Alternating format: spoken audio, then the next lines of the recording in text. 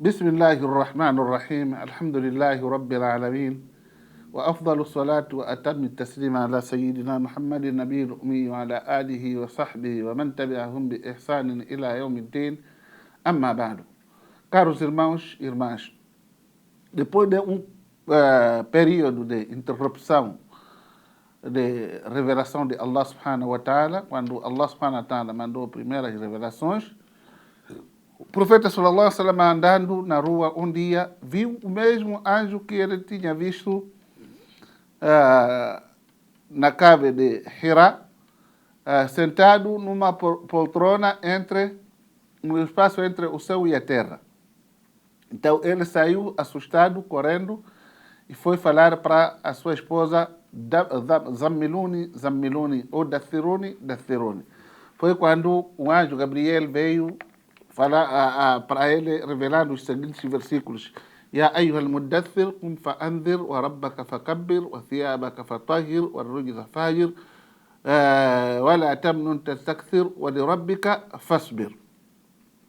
Ou imantado, como ele disse, Zammiluni, Zammiluni, ou Dathiruni, Dathiruni, cubra-me, cubra-me. Então, Allah subhanahu wa ta'ala revelou os versículos chamando a ele, Ya ayyuhal mudaththir, ou imantado, Qum fa'anzir, levanta-te e ademoeste seu povo. Wa rabbaka fakabbir, enalteça o seu Senhor. Wa thiyabaka fatahhir, purifique a sua vestimenta. Wa thiyabaka fatahhir, warrujza fajir, e abandone o abominável. Wala tamnun tastakthir, e não faça nada esperando em troca receber alguma outra coisa. Rabbika fasbir, e tenha paciência diante do teu Senhor. Então, quando já foram revelados estes versículos, aí já começa com a profecia. A profecia e a mensagem do profeta Muhammad sallallahu alaihi wasallam, logo a primeira pessoa que aceitou foi a sua esposa Khadija radiyallahu ta'ala anha. Então, dentre as mulheres, a sua esposa Khadija radiyallahu ta'ala anha. Depois, entre os jovens, o seu primo Ali ibn Abi Talib radiyallahu ta'ala anhu. Entre os escravos foi Zaid ibn Thabit radiyallahu ta'ala anhu. E depois, dentre os homens, foi Abu Bakr Siddiq radiyallahu ta'ala anhu.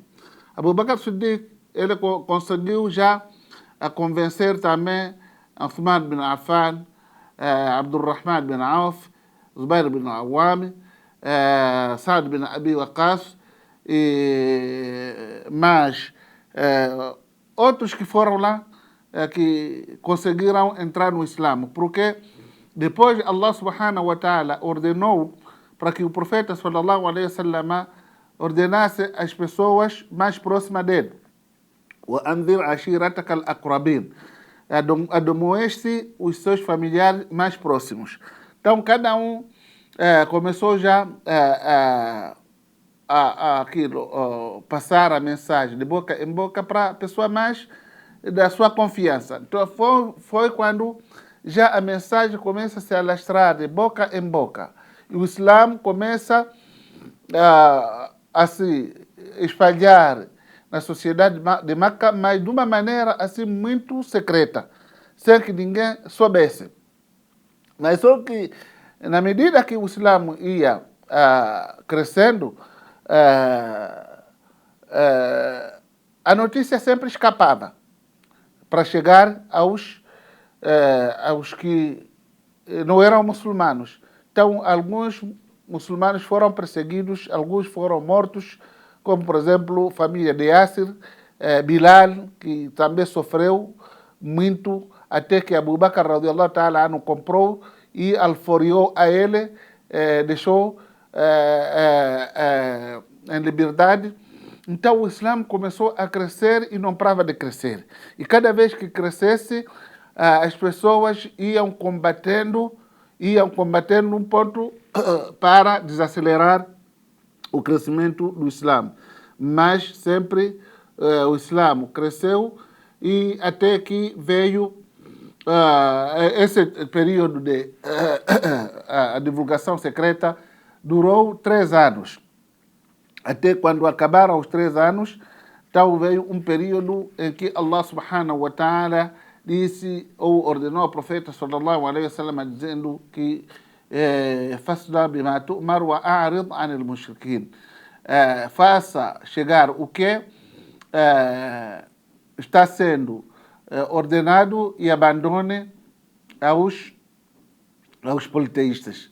Então, neste período, foi quando já o profeta sallallahu alaihi wasallam foi subir na montanha de Safa e chamou todas as pessoas que viviam em Meca. Então, disse que o que é que vocês diriam se eu vos dissesse que por trás desta montanha tem um inimigo que vai combater-vos e vai vos matar? Eles disseram que nós acreditaríamos porque você nunca testou falar uma mentira. Então disse, então eu sou um profeta de Allah, diante de mim haverá um castigo muito doloroso. Foi quando Abu Lahab disse, Amin ajil hadha jama'tana, é por causa disso que você nos juntou, taballaka. Então, Allah subhanahu wa ta'ala revelou um versículo respondendo a ele, dizendo, Tabbat yada abi lahbin wa tabba ma aghna anhu maluhu wa ma kasaba sayasla naran dhata lahab wa imra'atuhu hammalat al-hatab fi jidha hablum min masad. Tabbat yada, que as duas mãos de Abu Lahab parecem, Abu Lahab wa tabba, que pereçam definitivamente. Ma aghna anhu maluhu wa ma kasaba. A sua riqueza e bem como aquilo que ele ganhou não lhe valeu absolutamente nada. Sayasla naran dhata lahab, entrará num fogo flamígero, dhata lahab, wa imra'atuhu, e a sua esposa, hammalat al-hatab, será portador de lenhas, fi jidha hablum min masad, e no seu pescoço terá um cordão de esparto no fogo infernal.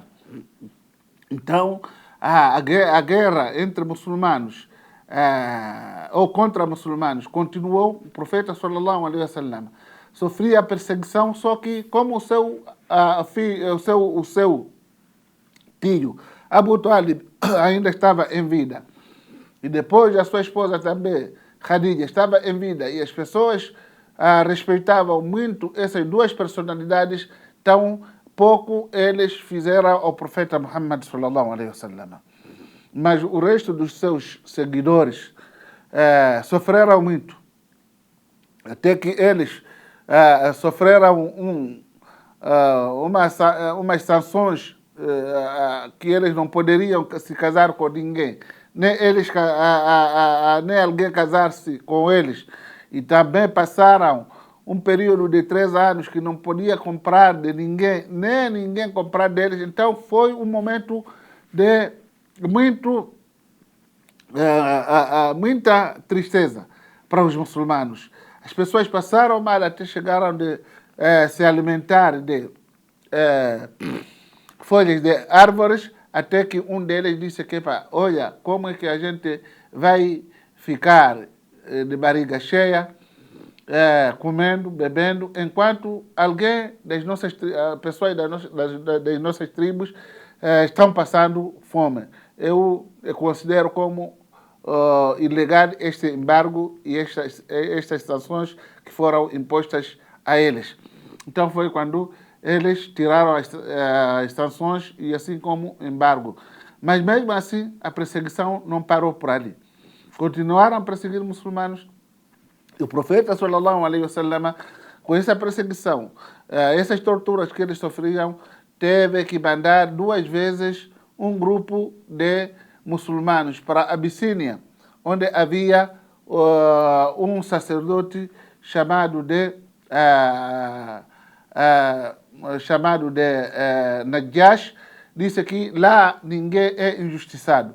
Então mandou para ele, para Al-Habash, onde foram ficar, depois voltaram. A segunda vez também mandou um grupo de 70 pessoas, 18 mulheres também ficaram lá. Mas mesmo assim, os Quraishitas mandaram pessoas do grupo dele para mandar eles de volta para a cidade de Meca. Só que o Najashi, como o profeta sallallahu alaihi wasallam tinha dito que ninguém é injustiçado, ele não mandou de volta para a cidade de Meca aquele grupo, mas quis saber o que exatamente estava acontecendo. Foi quando dialogou com eles, perguntando sobre o que eles diziam a respeito de Isa ibn Maryam, Jesus Cristo e outras coisas. Então eles descreveram tudo o que Isa ibn Maryam era para muçulmanos, e assim como o comandante do grupo, que era Ja'far ibn Abi Talib, radiyallahu ta'ala anhu, restou para eles Surat Maryam até onde chegou a parte onde diz: ذلك عيسى ابن مريم قول الحق الذي فيه يمترون ما كان لله أن يتخذ من ولد سبحانه إذا قضى أمرا فإنما يقول له كن فيكون وإن الله ربي وربكم فاعبدوه هذا صراط مستقيم. Então disse que esta é a nossa crença também, que nós acreditamos sobre o Isa ibn Maryam. Então daí, com o fracasso de Quraishitas em levar de volta os muçulmanos para Meca e Medina, ficaram ali um tempo aliviados, enquanto o profeta sallallahu alaihi wasallam ainda estava lá em Meca fazendo a pregação. Então, mais tarde, vieram voltar e encontraram-se o profeta sallallahu alaihi wasallam em Medina. Mas antes de falarmos da migração do profeta sallallahu alaihi wasallam e de muçulmanos para Medina, falaremos sobre a morte de Khadija radiyallahu ta'ala anha e a morte de Abu Talib, o tio do profeta sallallahu alaihi wasallam, na próxima sessão. Venha conosco. Akhir da'wana alhamdulillahi rabbil alamin wa sallallahu ala sayyidina Muhammadin nabiyil ummi wa ala alihi wa sahbihi wa sallama tasliman kathira. Wassalamu alaikum wa rahmatullahi wa barakatuh.